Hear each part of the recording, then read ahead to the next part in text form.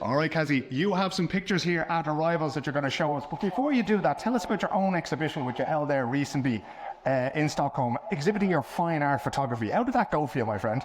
I was really lucky. It went really well. We had great weather. It was on in the little gallery on Hornsgatan, at the end of Hornsgatan Gallery. Here's, Sandavin, I think it's called. Yeah. And we were, again, like this one, it was on from Thursday to Sunday, and it went really well. Like, we probably over 100 people over the a few days, and it was pretty quiet. A lot of interesting chats with people. It was really good. Both friends and complete strangers coming out. It's delight. Fantastic to see people discovering your work. Help us discover it now. We have two pictures here, right? We'll start with this one on the left here. Murmurations number 8 from 2024. These are photographs that you're kind of known for taking these photographs, right? As I said, this is number 8, you know. What is it that fascinates you about this subject? I was really lucky to be in Ireland this February this year, and my wife's sister lives in there, and she said that these birds gather every night, and if the weather is not raining, it's not raining, then they will put on this murmuration, this show, and for about 20 minutes before sunset, these birds fly around. You get the incredible shapes. So a still photograph, in a sense, doesn't do it justice. The shapes change literally from second to second. And so one stage it looks like a porpoise, another stage it looks like a tadpole, and now in this case it's morphed into a serpent. And so I was more, I suppose, with the still photography, we tried to go for the actual an instant in time and a particular form, and in this case it's kind of like a snake or a serpent or a dragon, but I just felt it's quite special. Technically, how do you capture that, right? Do you take, just sort of press the button and it takes 100 photographs and you hope? Yeah. With modern technology, you do just push the button.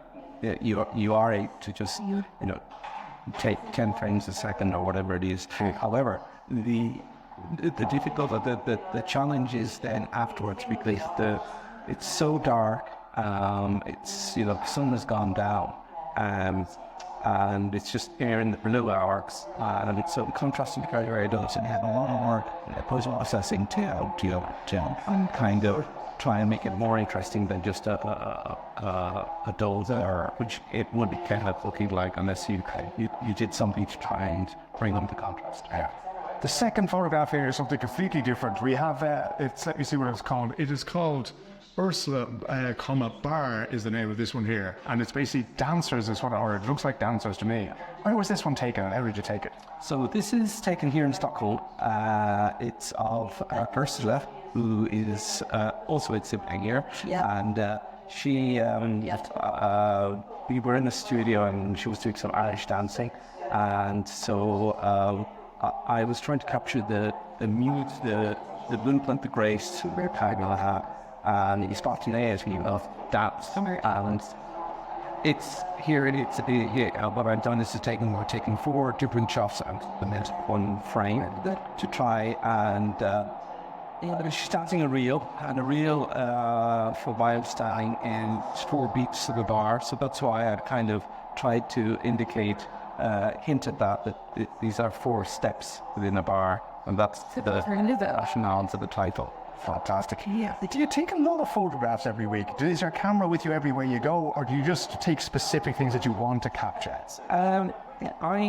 It comes in spurts. At the moment, I generally do have a camera with me, but I don't necessarily take pictures. It takes a lot for you to take it out, yeah? Yeah, unless I'm motivated or something, but I've tended to go in, try and more on an idea. So I'm very much in this idea of the movement, and something that I'd like to try and progress with down the road. Okay. I have to ask you one question. You are now a veteran of Arrivals. You've taken part in both exhibitions.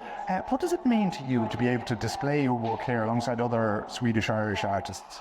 I think it's fantastic because it's a showcase, and I honestly feel I've always felt like a bit of a fraud. So to be able to fit into this group, I just feel, for me, it's a wonderful honor. You know, and I just think that I think Swedes, or people in Stockholm, but Swedes, I think, are do like art, and they do. So if there's any chance for them to see these people's work, I think that's a huge thing. And I kind of hope that I'd be there in the mix.